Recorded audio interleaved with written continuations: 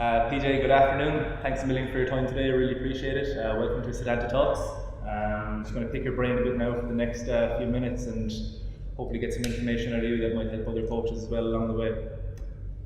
So first off, obviously growing up in Fermoy, was rugby the first sport that you were involved in or loved, or were there other sports as well that you were playing at the time?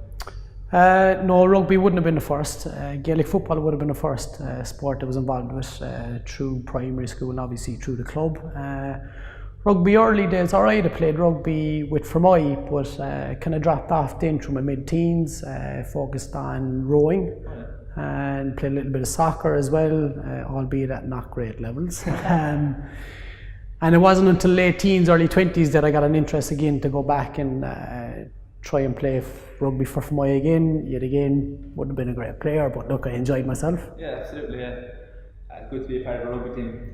I suppose, at what stage for yourself, playing rugby or playing with other teams, did you start to show an interest in coaching side of things, in the strength and conditioning side of things? When did that kind of spark an interest for you? Oh, the interest wouldn't have come until actually mid-20s for moving into coaching. More so, it was like looking at a career change just due to the times that we were growing up in. I was kind of thinking, well, do I want to do one thing? I focused on a certain career and I realised I didn't have much interest in it. Yeah. And it was over time I spoke to my brother at the time. So he's a physiotherapist and he's working in sport a long time. He works in professional sport in the UK. And spoke to him, sat down with him, we talked about maybe navigating in towards some sort of a sporting career. And he just directed me towards one or two qualifications, and that really got me kicked in to pursuing a career in sport. Okay, so it was really your brother that kind of helped you get to that introduction of strength and conditioning and got your foot in the door and got your interest. Okay, very good. I suppose at that young age, when you were in the late teens or whatever else, I'm not sure if you were that interested at the time, but you didn't see yourself looking at different coaches or learning from them or learning from different coaches that might have developed you really in your style of coaching? Do you know what? In a funny way, yes, but not with coaches, with other people that would have been influential in my life, right? So I worked for numerous companies. So I worked for Dairy Gold before, and I was exposed to certain managers. Yeah. And some of those managers, like they had certain skill sets that were invaluable at the time that I was picking up, but I wouldn't have understood them, whereas I do understand a little bit more about it. So some fellas would have had a technical knowledge, and I would have latched onto that, and I would have said, okay, I need to be technically strong at what I do in order to actually get my foot in the door regarding being good. And then other fellas would have had an interpersonal skill set that it would have just rubbed off you. So they actually had a bit of a saying inside Dairy Gold. It says, it's not only a lesson in the trade you get here, it's a lesson in life. And it was just something that stayed with me, and it is a lesson in life that you become a people person through just being exposed to. Again, they weren't coaches; they were just different men in a different trade. But I learned a lot from them. Okay. Since you've come on board at Munster, has it changed your approach to working with players, to your coaching style, and how you deliver what you do? Yeah, definitely. With Munster now a good couple of years, so. Again, when I came into Munster, it was through a couple of individuals actually got me inside here. It was Des Ryan that actually first got me inside as an intern with Munster, and I interned under Joe McGinley firstly with the academy, so I got exposed to a very good coach as we go on there, and then Joe introduced me to Aidan O'Connell, and then I interned eventually at the senior level under Aidan. And it was just exposure to this like high level coaching that actually just changed me as this young novice coach. And luckily enough, I was able to spend years and years with these fellas and ended up just being very good workmates with them as well. And we just continuously learning. Now, as a young coach, I would have had this focus on, it just needs to be just around the strength and conditioning, as in that's where we're focused. Whereas now the coaching style is a lot more adaptive. And you'd understand a lot more around the sport, as in the sport itself is the most important thing, and that everything else we do is just complementing that, and that if we're doing strength training, we're just complementing it. So early days I would have focused that the strength was the most important thing, for example, whereas now I understand that what we do on the pitch, if it's a pitch game you play, that's most important, and then you do everything else to complement that. And just in regards to that, for coaches who are working with rugby teams at the moment, or pitch teams like you were saying, what small piece of information could you give them that you think would be massively beneficial that you wish you would have heard at the time that you were first working with pitch teams? I would say make yourself part of the coaching group. So the coaching group for me, I would have seen your head coach and his assistance coach, whether, let's talk rugby terms for a minute, there would be a backs coach, a forwards coach, scrum coach maybe as well. Traditionally you would view that as one team, and then you would view the strength and conditioning group as another team. If I was to give advice, I would say try and embed yourself as part of the coaching team, just make it one, because the amount you learn about the sport from the coaching group will influence how you actually prepare athletes to thrive in that sport. Okay. Who would you say has been your biggest influence since you've come out of Munster? I know now it's been 8 years or so since you've been with them, but in that time, who do you feel has really had a massive impact on you as a coach? The easy answer would be Aidan O'Connell. So it started off early days with him. He exposed me to multiple sports as well. He got me in with Cork early days, so I was able to practice as a coach on my own.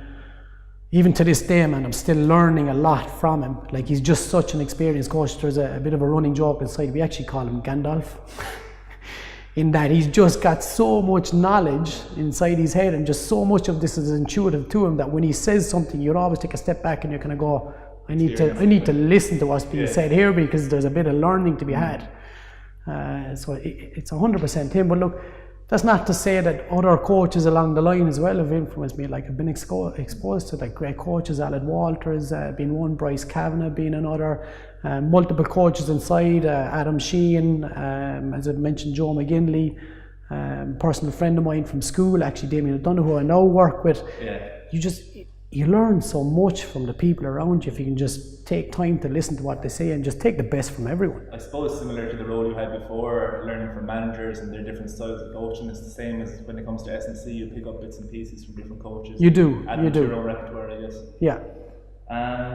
With rugby progressing, I suppose, the way it is, being such a physical sport, and week in, week out, guys preparing themselves to put their bodies on the line and really test their physical limits. Have you found the introduction of sports technology to be a massive asset to you when you're coaching players and analysing them?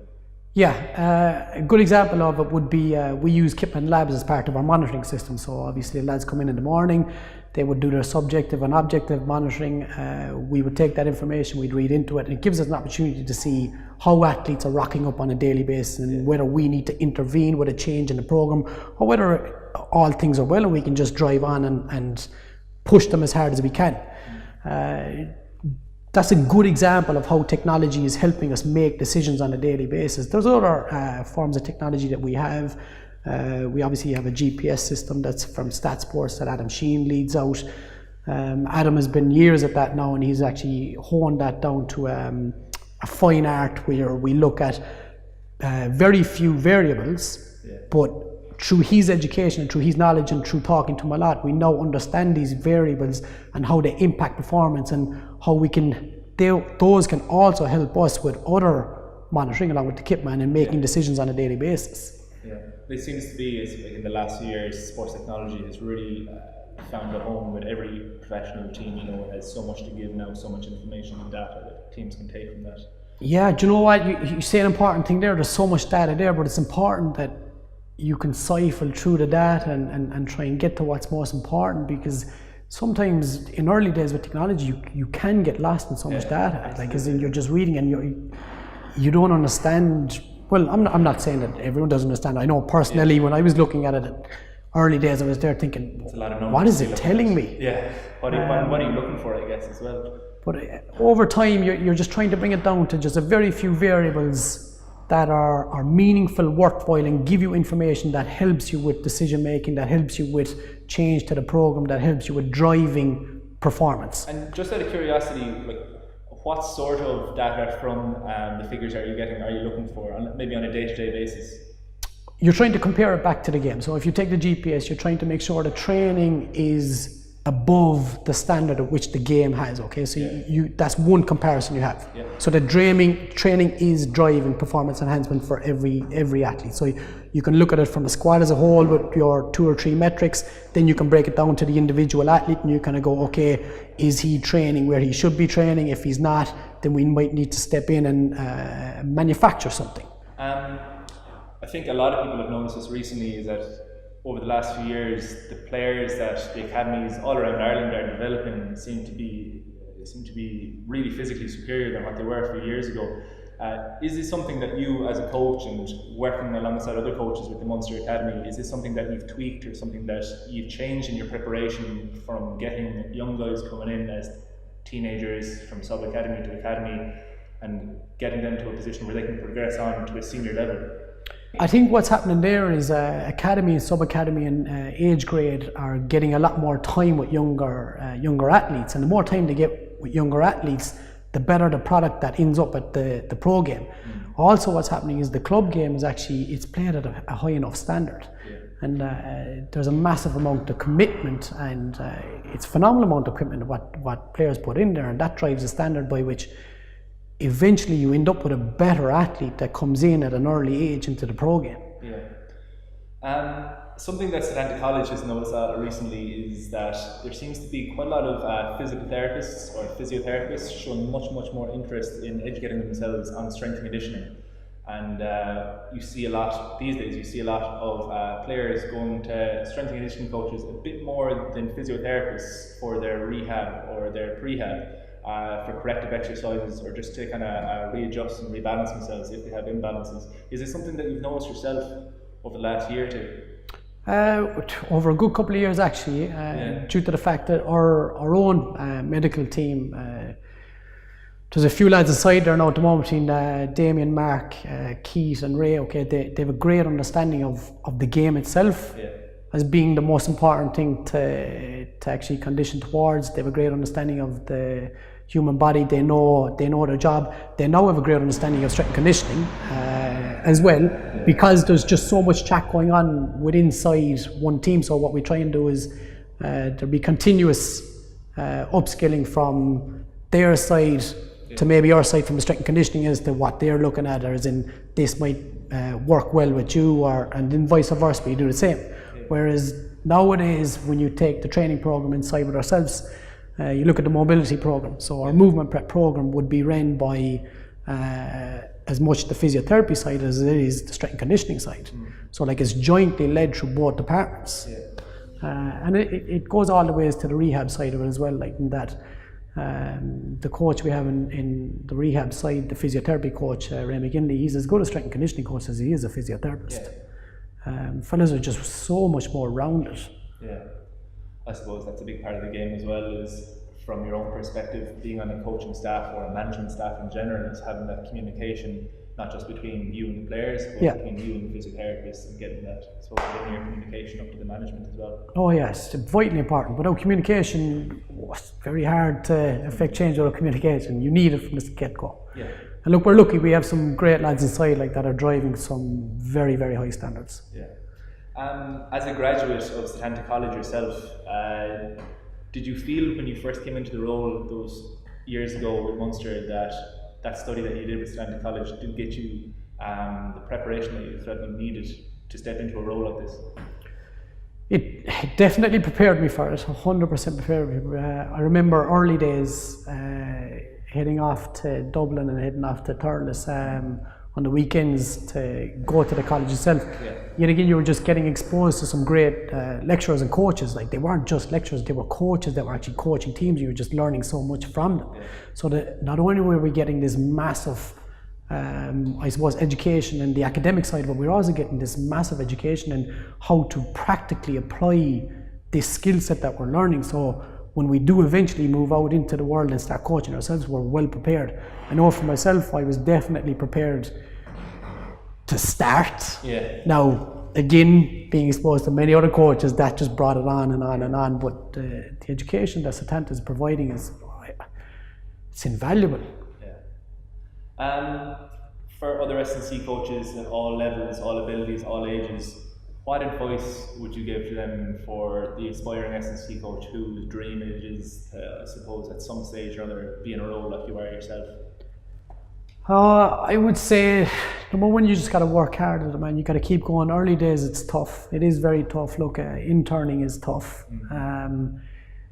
Try and make as many contacts as you can. So networking is vitally important to us. So an example of myself would have been, I remember approaching Des Ryan during a CCC course. So it's an Irish few accredited course for strength and conditioning, and I talked to him about how do I get into this. Yeah. And it was just through him setting me up with other people and talking to other people that eventually you get an opportunity to get into the game. And once you're in there, yet again, things haven't stopped. You're just trying to push it on again. Yeah. And even many years down the line, you might get to a certain position where you think, you know what, I've made it here. It's at that point you need to really kick on again and go again. Yeah. I know myself, I have more aspirations, and it's just so much more to achieve, and I want to do so much more with Munster Rugby. Yeah. So you just keep the head down and keep driving on and keep networking. Yeah. Listen, thanks a million for your time today. Really appreciate it, and really enjoyed chatting with you, mate. No problem, man. Thank you very much. Thanks so much.